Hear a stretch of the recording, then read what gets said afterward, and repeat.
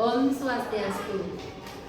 Perkenalkan, nama saya Putu Arisma Susanti, mahasiswa PPG dalam jabatan 2025 batch 3 pada LPTK Universitas Hindu Negeri Gusti Bagus Fikri Denpasar dengan NIM 25418118090. Pada hari ini, Rabu 8 Oktober 2025, saya akan melakukan perekaman video praktik pembelajaran real di kelas 11 kuliner 3 pada Sekolah SMK Negeri 1 Groga, mata pelajaran Pendidikan Agama Hindu dan Budi Pekerti. Om Santi Santi Santi Om. Berdiri. Aturan mengajar umat. Om Swastiastu. Selamat pagi anak-anak. Pagi. Jadi sebelum kita mulai pembelajaran kita kali ini, ada baiknya kita berdoa dulu. Siapa yang mau memimpin doa hari ini? Ya Jessica. Sebelum melakukan kegiatan hari ini, kita berdoa dan agama yang kita berdoa.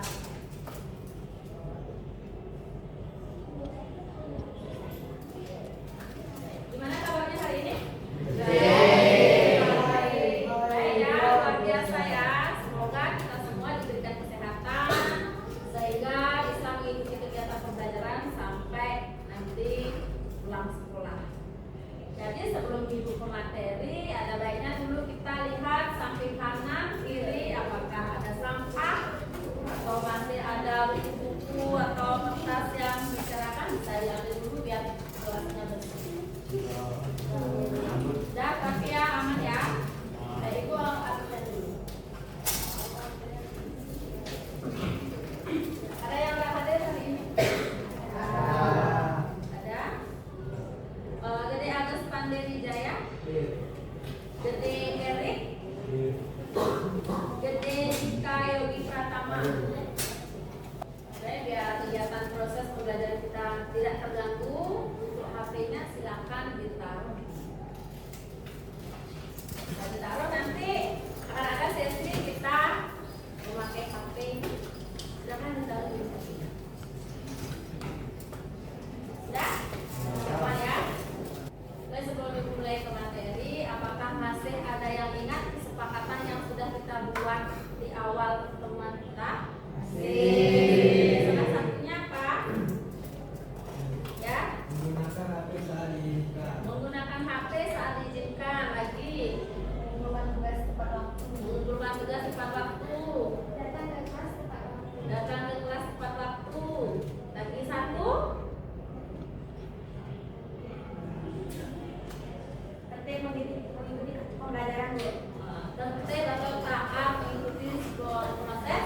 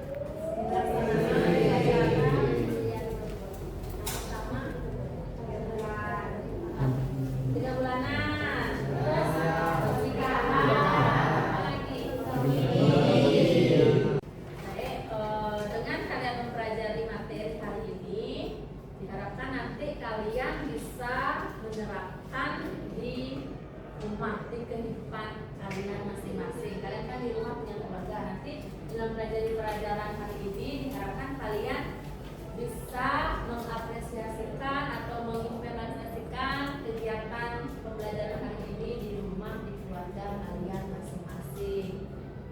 Baik, tujuan pembelajaran kita hari ini yaitu yang pertama menjelaskan pengertian keluarga sakinah menurut agama Hindu. Yang kedua, menganalisis bentuk tiwara atau perkawinan menurut kitab suci. Dan yang ketiga, memahami syarat-syarat tiwara menurut agama Hindu. Pernah nggak kalian mendengar kata keluarga? Kalau menurut kalian keluarga itu seperti apa? Oh, saya punya keluarga. Semua orang pasti punya keluarga. Terus apa sih itu keluarga? Ada yang bisa ngasih penjelasan atau pendapat apa sih itu keluarga menurut kalian? Ya, silakan yang di belakang. Sekelompok orang yang terkait oleh darah.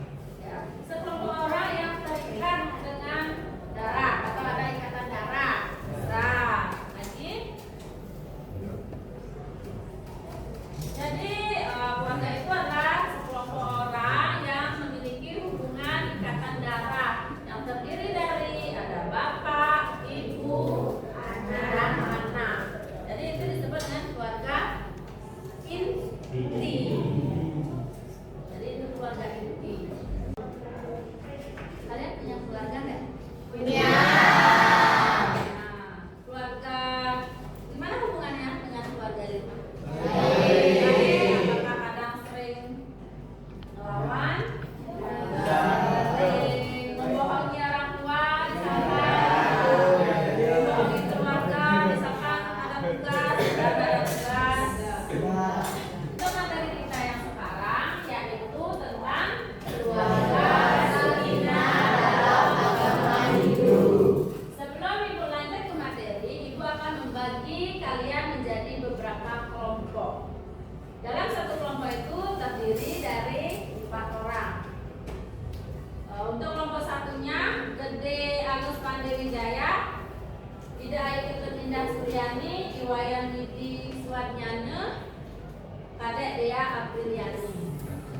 Baik, biar kita tidak jenuh, nanti kita lanjut ke materi. Ada baiknya dulu kita breaking. Silakan berdiri. Nanti kalau Ibu bilang tepuk 1, kalian jawabnya jawabnya sambil tepuk 1. Begitu juga kalau tepuk 2, tangannya 2 kali sambil bilang oke. Yuk kita mulai. Tepuk 1. Yes. Tepuk 2. Oke. Tepuk 3. Semangat. Tepuk 4. Konsentrasi.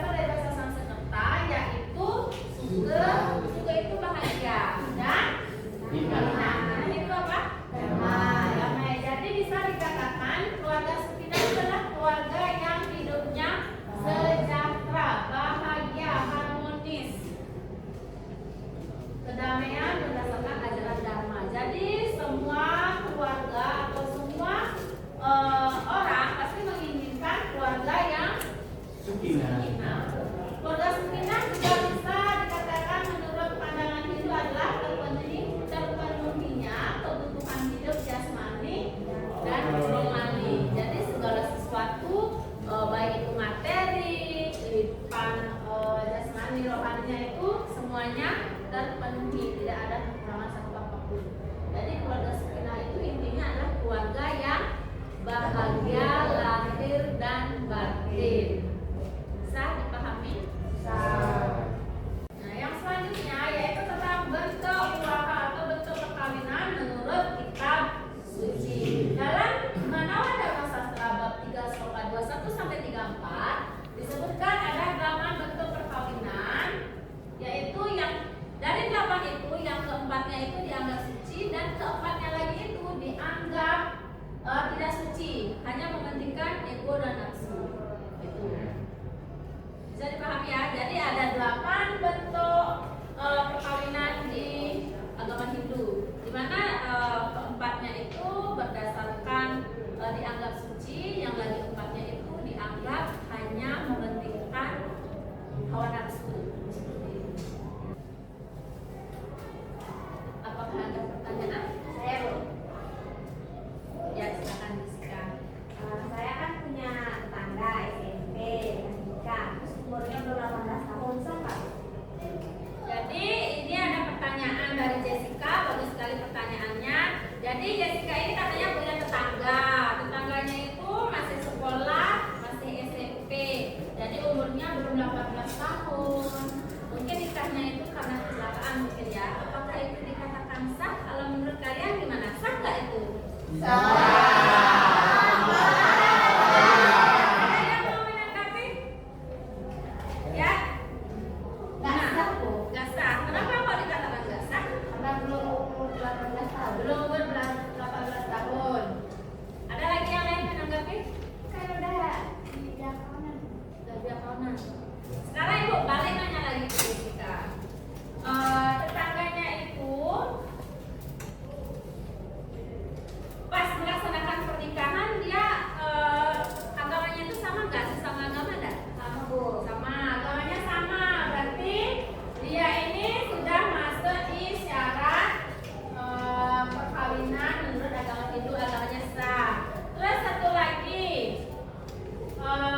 disaksikan atau dilakukan oleh pemangku atau pendeta? Ya, Bu. Dilakukan oleh pendeta, berarti dia masuk syaratnya. Terus melakukan biakawanan enggak? Ya. Ya, berarti dia sudah melakukan atau dilakukan upacaranya, dituntut oleh pemangku atau pendeta sudah. Terus dia sudah melaksanakan yang namanya biakaon. Dia menganut agama yang sama. Jadi, secara agama Hindu, secara adat istiadat, secara skala apa secara skala dia itu sudah dikatakan sah. Baik, barusan Ibu sudah menjelaskan apa itu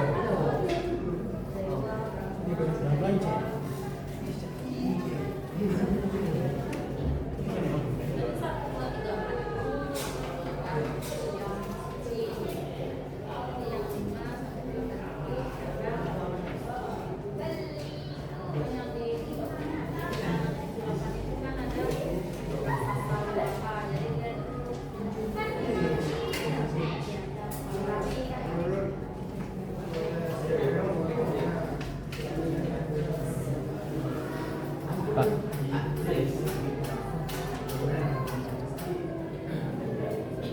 Salah masalah jawabannya begitu.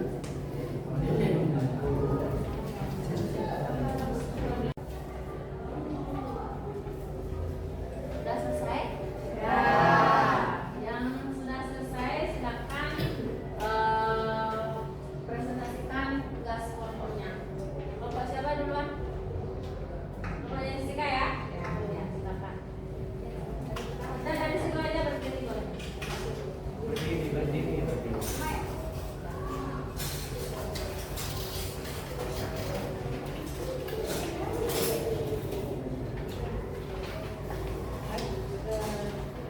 Saya akan membacakan pertanyaan nomor 1.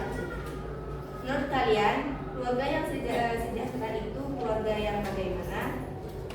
Keluarga yang sejahtera adalah keluarga yang hidup rukun, saling menghormati dan menjalankan dhamma.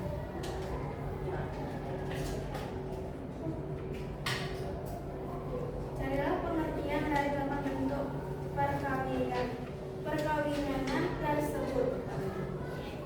Yang pertama ada Brahma.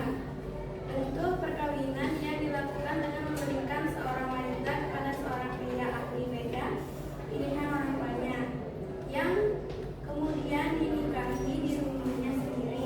Yang kedua ada Daiva. Bentuk perkawinan di mana seorang wanita diberikan kepada seorang pendeta yang sedang melaksanakan upacara atau yang berjasa.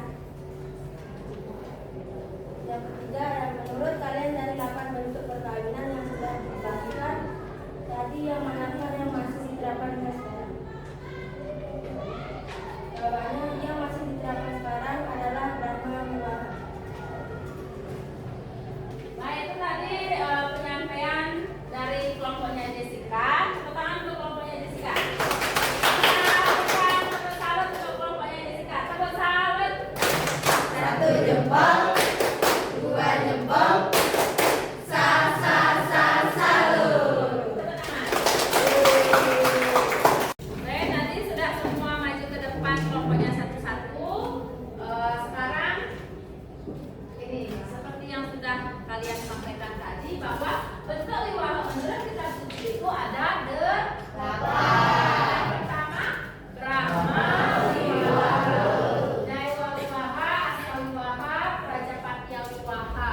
Nah, yang keempat ini yang masih dianggap suci.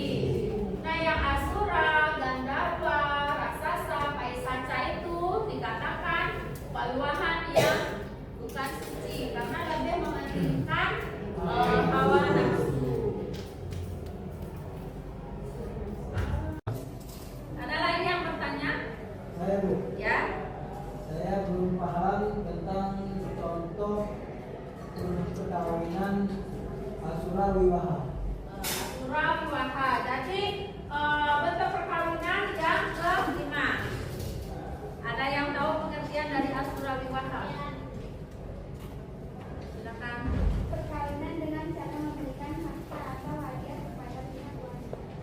Perkawinan yang dilakukan dengan cara memberikan harta gunung ini ke pihak wanita. Istilahnya itu, jadi ibu kasih contoh ya. Jadi pernikahan, bentuk pernikahan atau bentuk wiwaha Asura Wiwaha itu, contohnya itu misalkan nih di tempat kalian ada orang yang kaya raya, terus orang tua kalian punya hutang di orang yang kaya itu. Orang tua kamu nggak bisa melunasi hutang itu. Terus si yang kaya nih, dia mau mengajukan syarat, baik hutang kamu akan lunas asalkan kamu, anak cewekmu, anak perempuanmu mau menikah dengan saya, semua hutangmu nol. Kayak gitu bahasa yang kita paham ya, biar bahasa sederhananya. Jadi kayak gitu. Jadi pernikahan yang tidak ada kesepakatan antara kedua belah pihak. Jadi istilahnya itu pernikahan